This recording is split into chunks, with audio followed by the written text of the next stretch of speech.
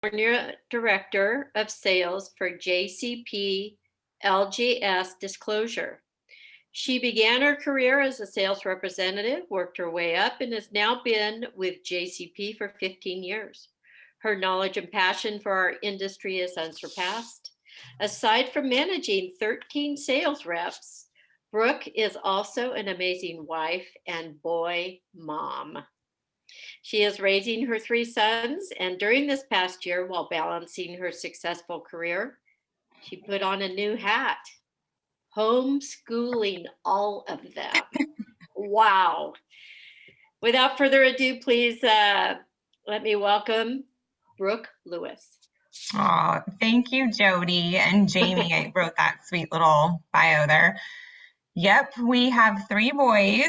We have a almost 15-year-old, an 8-year-old, and an almost 5-year-old. So we are quite busy. My husband is dad of the year and really is doing most of the homeschooling with the kids. So it's been quite a year for us, as I know it has been for all of you. And so we appreciate your time today.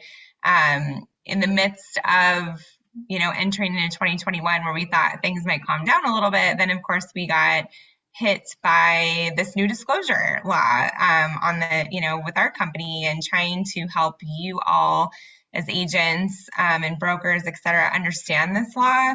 And it's been nothing short of easy. It's just been so confusing. There's multiple levels to it. It's still something that's evolving. There's a second piece of it that's coming out in July that'll be an additional disclosure requirement on July 1st. The law I'm talking about, in case any of you didn't know what the meeting was you're coming to today, was the AB 38 home hardening disclosure law, fire related.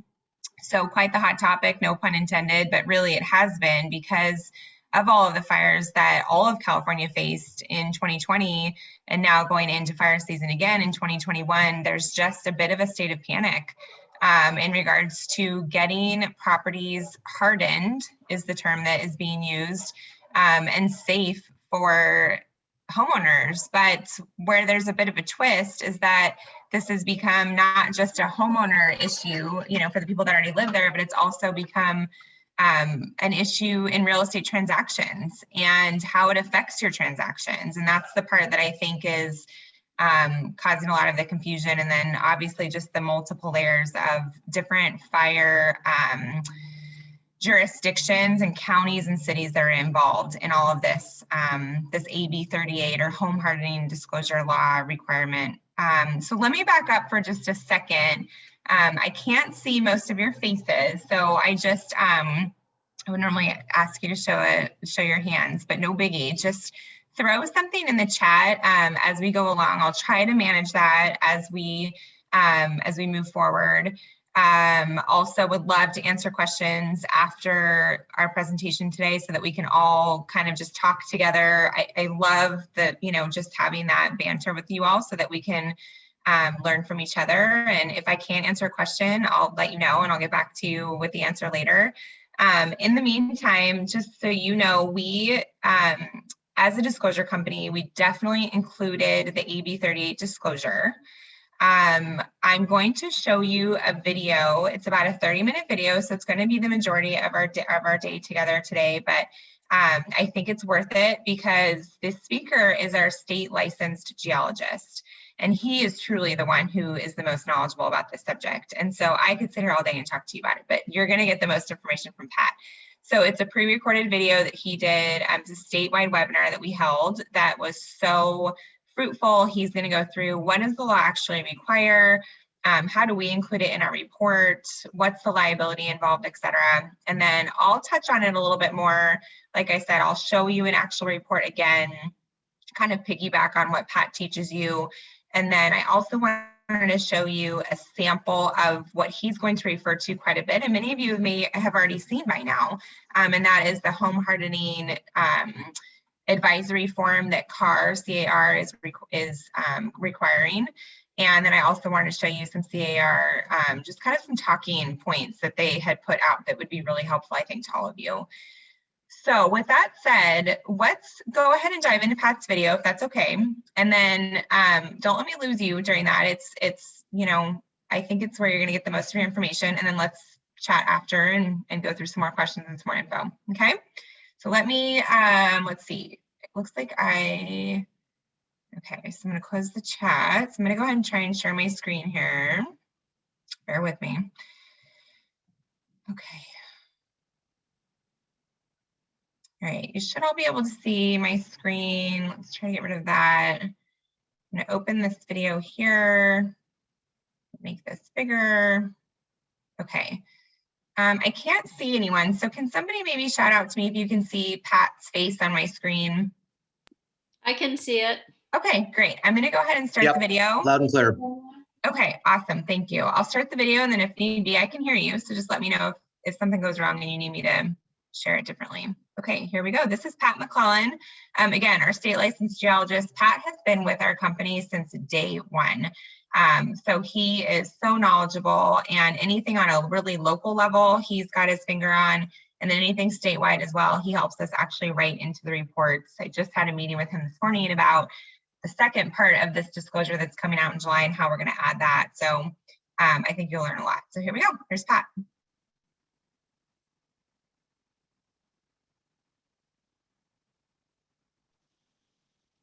Can't hear him, Brooke. Oh, okay. Let's see. There it is. Well, You can hear me, but you can't hear him? correct. Shoot. Why would that be? Let's see. I don't know why you wouldn't be able to hear that. Well, give me 1 second. Let me stop sharing for 1 second.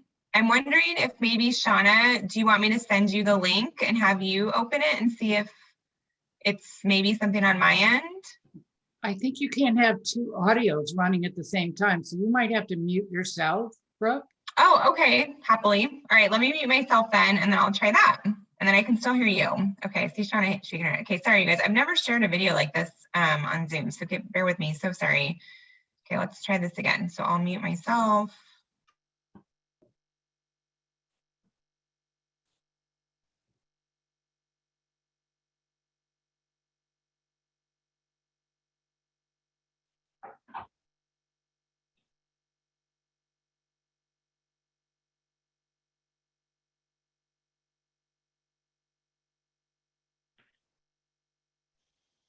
Still can't hear him.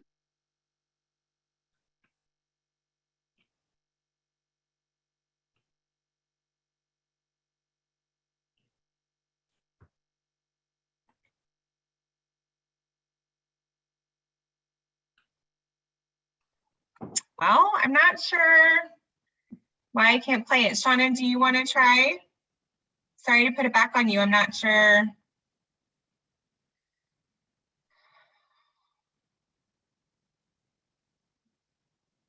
You want to go ahead and send me the link real quick? Yeah, I'm so sorry. I don't know why it's not working. We should have tested this. Sorry about that. Let me,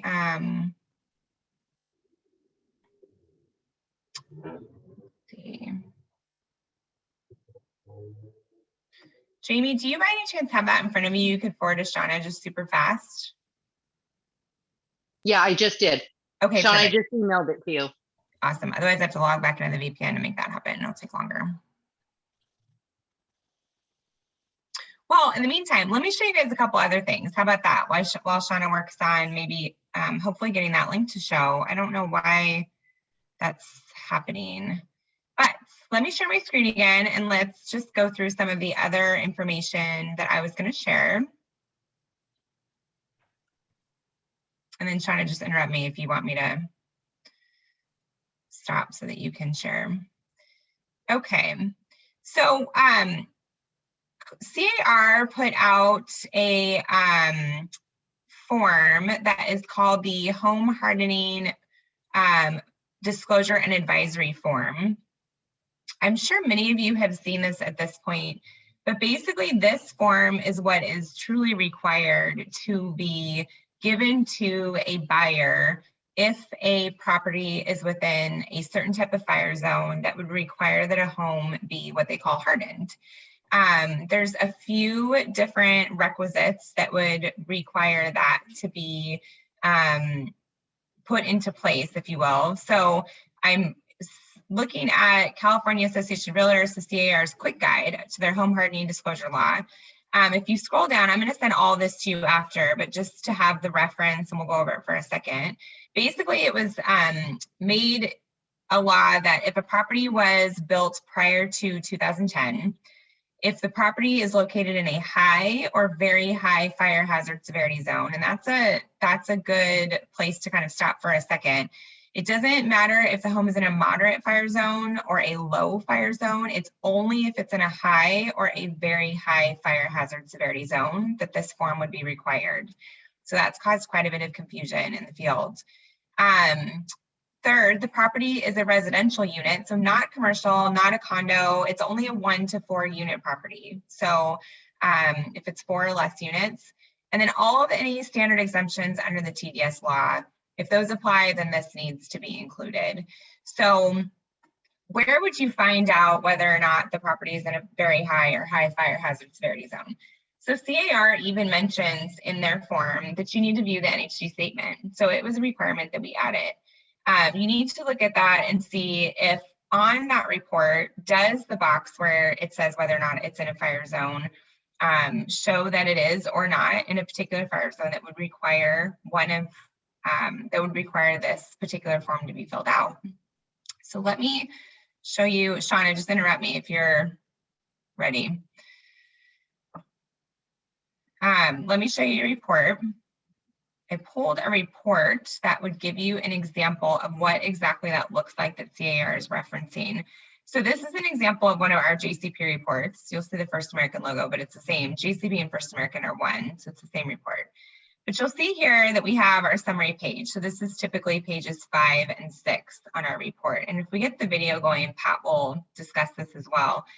But you'll see at the top of our summary page and our state level determinations here. So these are the ones that are required by law by the state, the statutory requirements. You have your typical flood, fire, wildfire, landslide, etc. This is the first place you're going to stop, is this very high fire hazard severity zone and the wildland fire area. These are our 2 fire zones. These are the 2 fire zones that are being referenced in CAR's document. So if either of these are checked yes, then that's going to tell you as an agent that you need to advise your seller or the buyer. The buyer will be receiving the form, the seller will be filling out the form, that there's a possibility that this property is going to have to fill out this AB 38 home hardening advisory form, okay? So if this is yes, you might be saying at this point, well, then what do I do? I don't, okay, it's in a fire zone, but what does that tell me? What do I need to do? Where do I find this form, etc.? You're going to immediately, if you're looking at it electronically, you can go ahead and click on page 8 here, which is a reference page.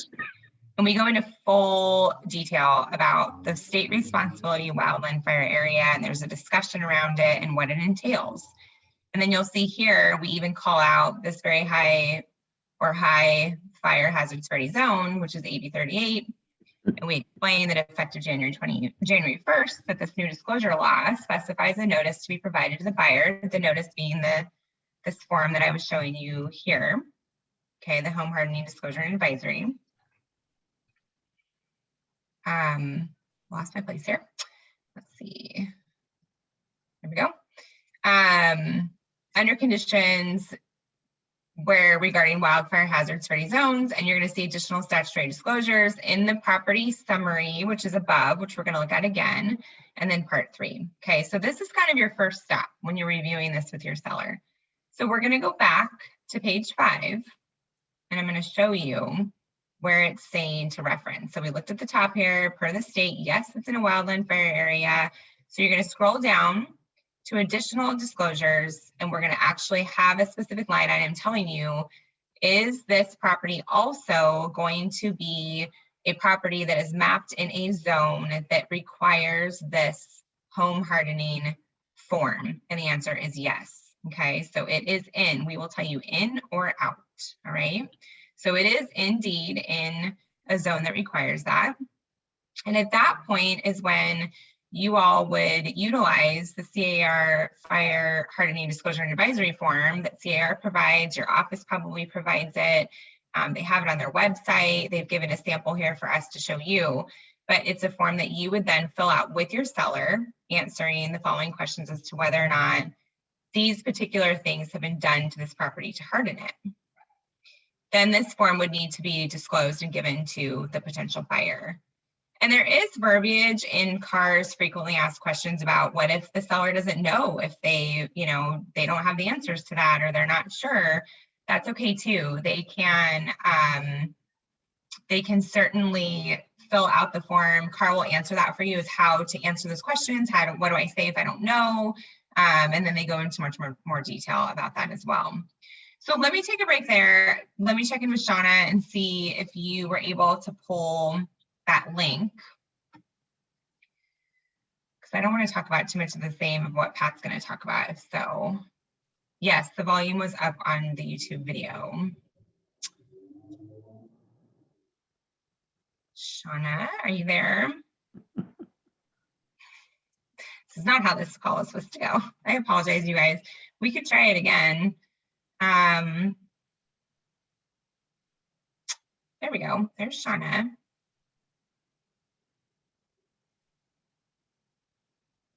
We can see your screen, but we can't hear him. Want her troubleshoot for a second. She's probably on mute because she's trying to have him play.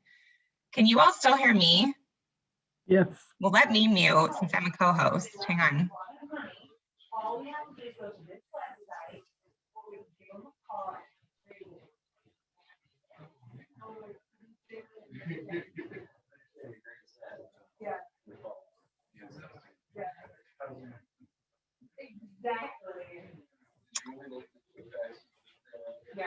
Well, Shauna, unfortunately, we can't hear him through you either. I don't know why that's happening.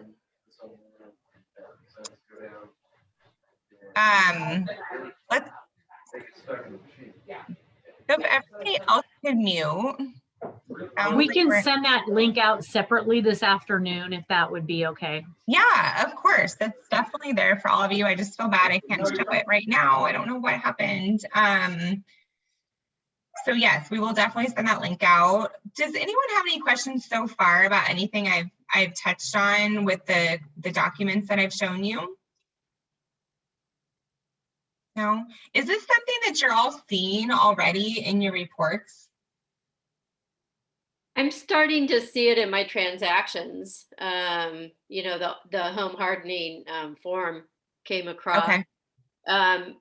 And so my question is, I believe most of Tuolumne County is in a wildfire area. So, like I have a listing coming up, and it's in Tuolumne, so I'm certain that it's in a high fire area. Yeah.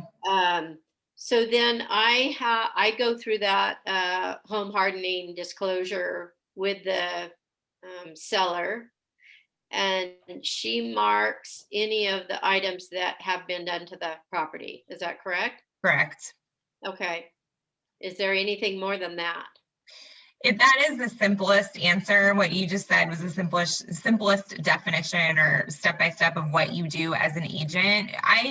The thing is, this, like I said in the beginning, this law seems simple with the way I'm explaining it, but it actually is quite, per case-to-case basis, it can be quite confusing, because dependent on which jurisdiction that property falls into in regards to who's responsible for the property, from a fire level, whether it's CAL FIRE or whether it's a county fire department or a local responsibility area, so meaning a city, we call that an LRA versus the SRA, which is the state responsibility area or wildland fire area.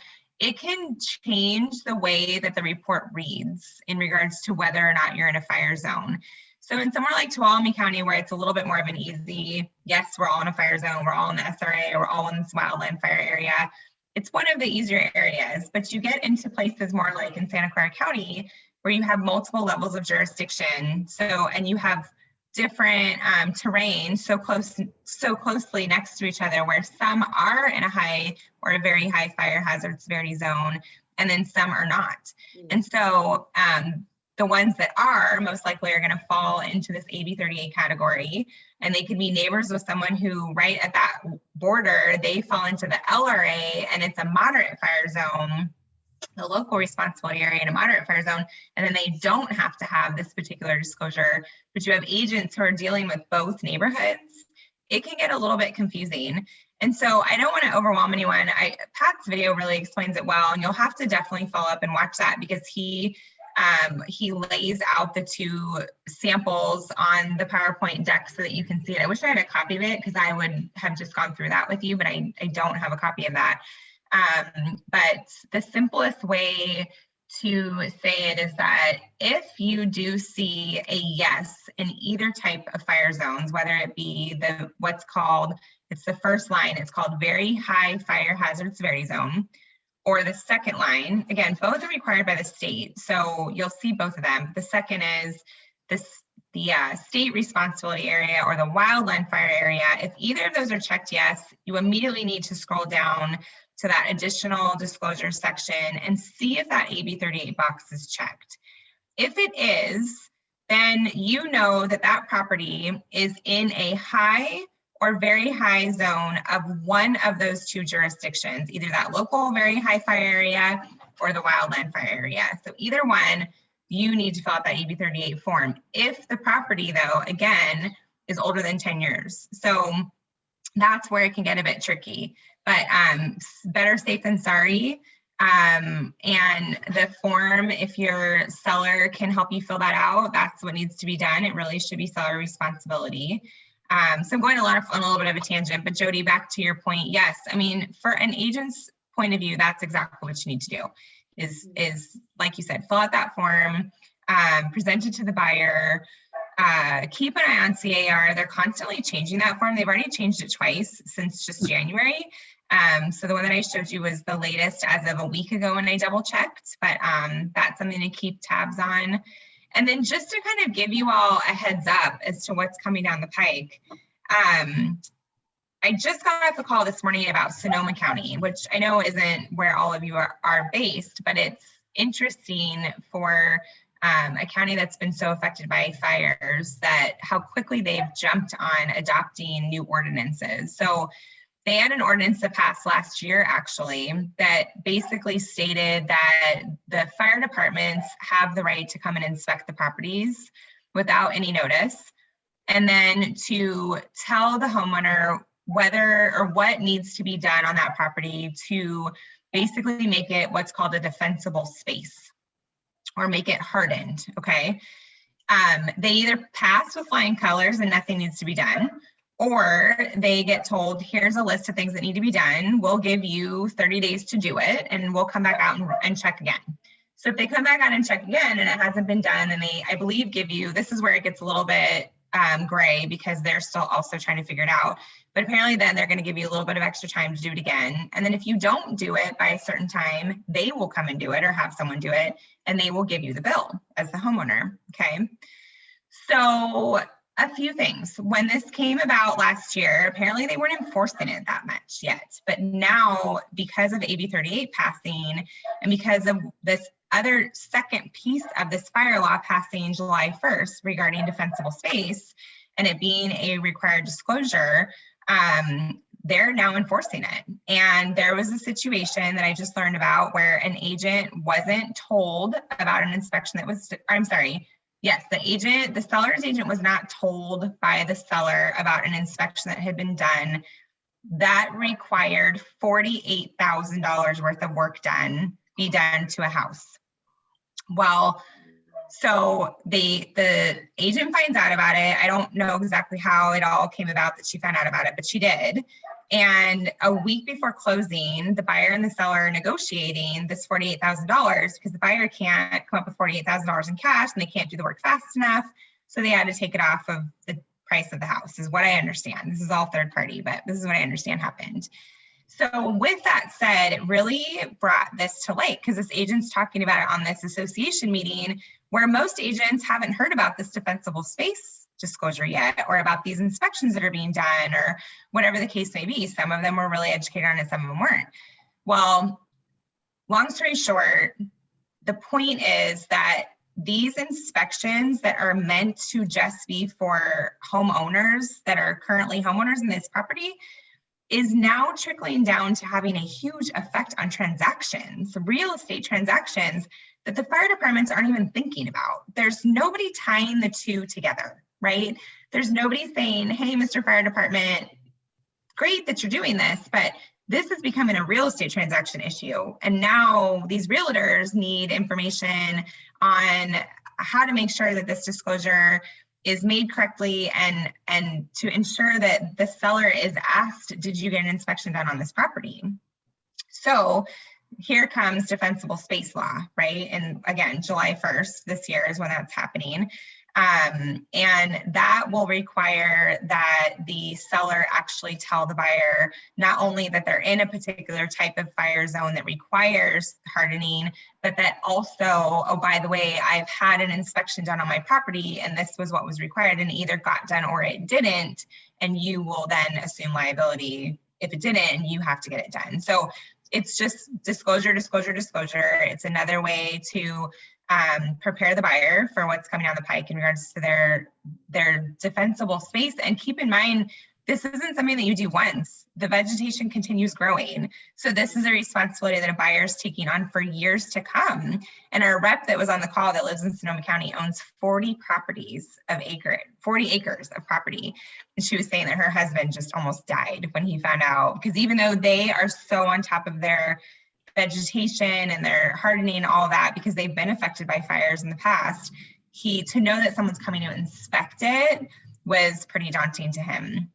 And so it's definitely a thing. So anyways, that's kind of the second half of AB 38 that you all need to keep an eye out for. We are really trying to stay ahead of it.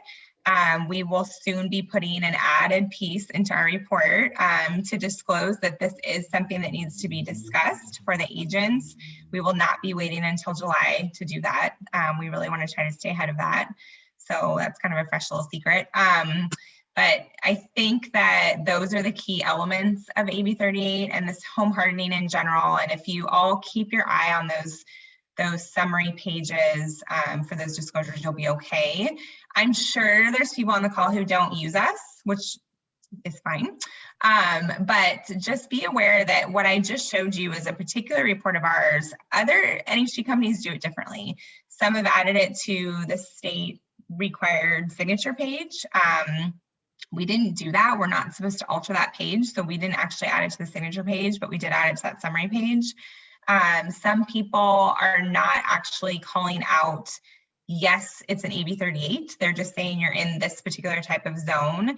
So that can confuse people. So at the risk, I don't want to start sounding competitive. So I don't want to go any further with that conversation, but I do want to point out that if you use someone else and anything I explained today confuses you further on the topic because it's laid out differently in someone else's report, we're still always happy to help you guys no matter what. So we can kind of help you where to find it, or we can I don't know, whatever. We'll still talk you through the transaction, no problem. And, or, ask the other company as well, but make sure you are getting a report that's covering the AB 38 law because it's required.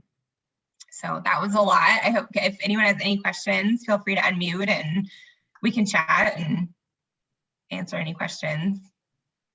You guys are a quiet group. Okay, Kevin, why wouldn't AB 38 apply to any house no matter what year the house was built?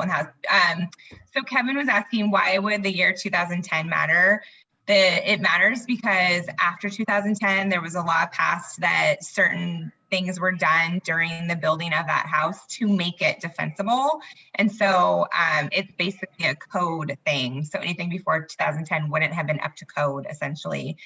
It wouldn't have had spark arresters on the roof or certain types of roof that would be, that would hold up better in a fire, certain types of just materials that were used, if you will. Lots of times it's the problem of the type of vegetation that's planted. Like I know in Marin County, I think it was, or Sonoma at one point, bamboo became quite the problem because it's like ivy. It doesn't stop growing. Even if you try to cut it down or take it out, it just continues to keep growing. And it's very flammable. So there was even an addendum or ordinance passed that you if you had bamboo on the property, you had to disclose that as well. You couldn't just cut it down. You actually had to disclose that it had been planted there at one time.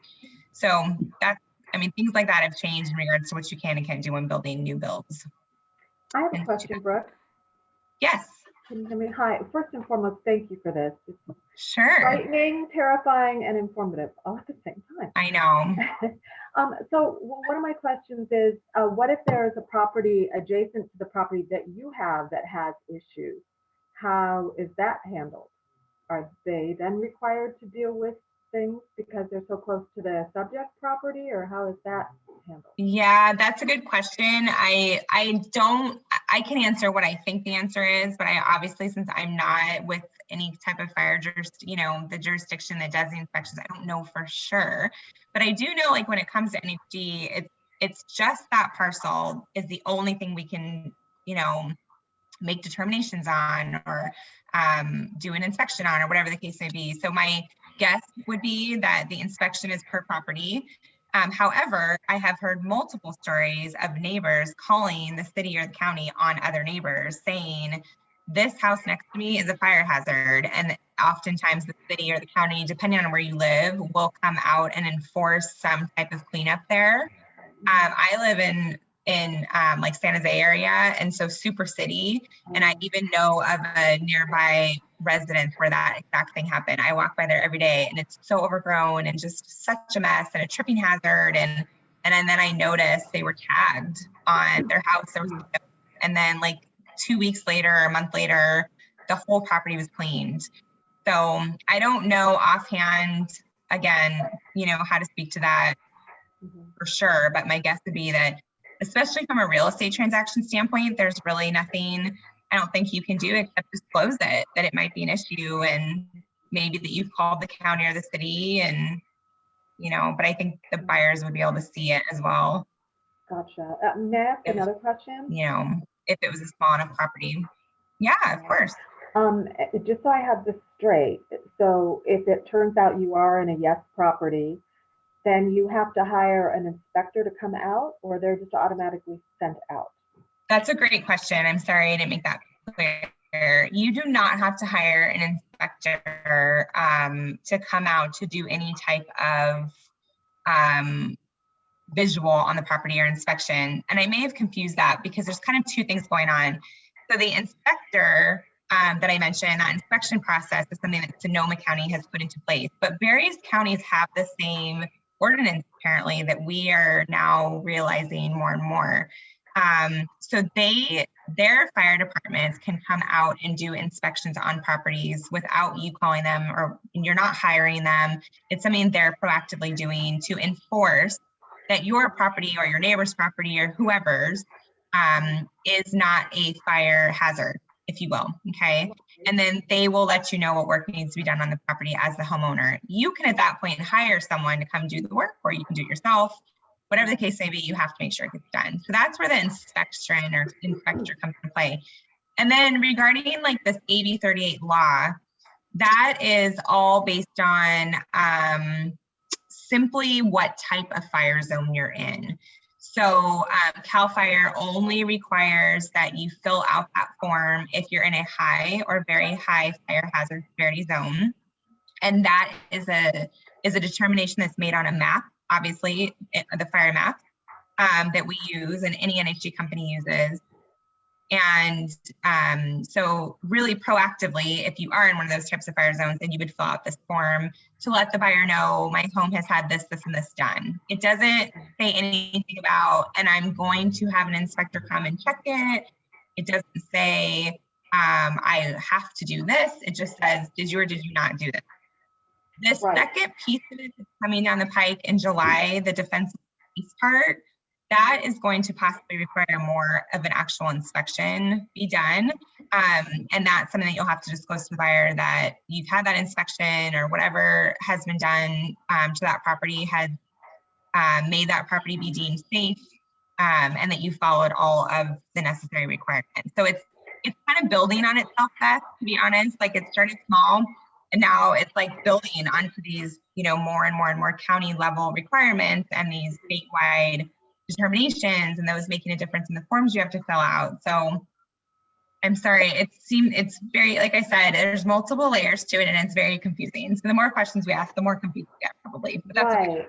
So if the buyer, excuse me, if the seller doesn't have enough equity in the property to pay for the required things and they can't reduce the price of the property because they owe on the property, then does the deal just fall through? So that's the negotiation tactic from what we've heard. And again, Sonoma County has been the most heightened like awareness of this, but we've just heard a few cases so far. What we have heard though is that and again, just Sonoma County is enforcing this on their own with their own ordinance. However, multiple counties have the same type of thing. But what we're hearing is that if you are given the opportunity to make your space hardened, defensible, take care of the vegetation, there's multiple names that people are calling it. If you can't do that, and let's say they're underwater and there's no negotiation to be had in regards to taking money off the top, I think that's what you mean, then I believe that it would just be a further negotiation with the buyer if the buyer is willing to assume the liability of what needs to be done on that property and follow through with the inspector's requirement. As with anything, I mean, you can sell any house as is, right? And have, as long as you write it off or you sign off on it. And I believe it'd be the same thing. However, one thing that we did hear this morning, which was interesting and we haven't confirmed yet, I hesitate to say it now that I'm saying it out loud, but again, haven't confirmed this, but we have heard that possibly they would, like maybe it would be a lien on the property, as would any other kind of, county level fine or something, or code Then you violation. have a lender problem. You have a lender problem. So we're even considering adding it to like our tax section as well. Oh, I see. But yeah, I mean, That's a good here's the idea. thing. Here's what I mean. I know you all want to protect your clients, but protect yourself too, right? So just be careful, because as Pat, the video I tried to show you, actually the specialist, not myself, you are not fire specialist either. So of course I want you to be prepared to look in the report where to find the initial disclosures and what forms you need to fill out.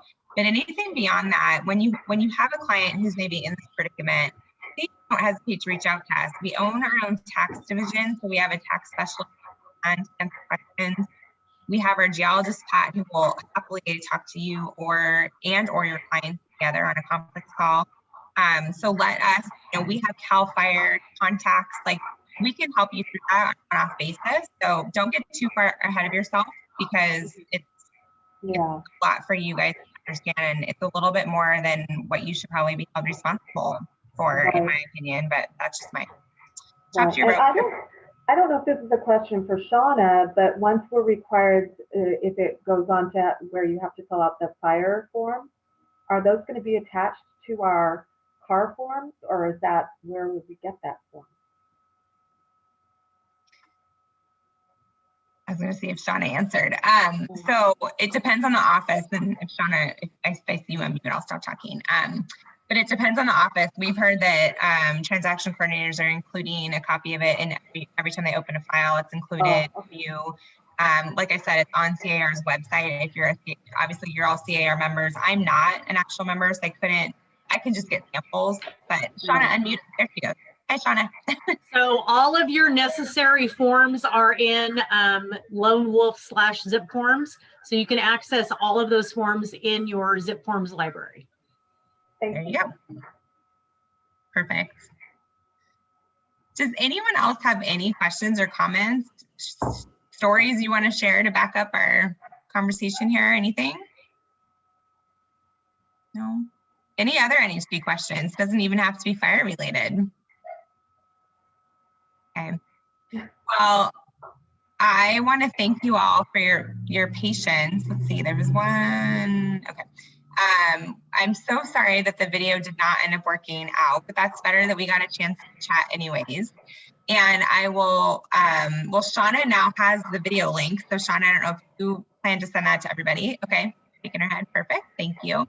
And then I will happily answer any further questions. Jamie's always there for you also.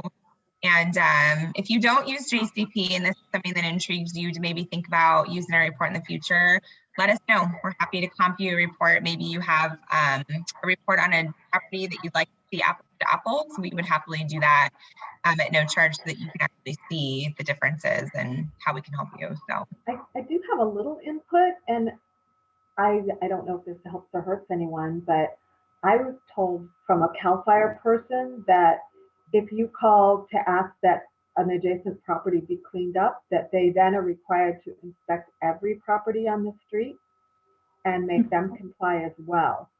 So it's not much of an incentive. 'Cause Yeah. You don't want to upset your neighbors, right? right.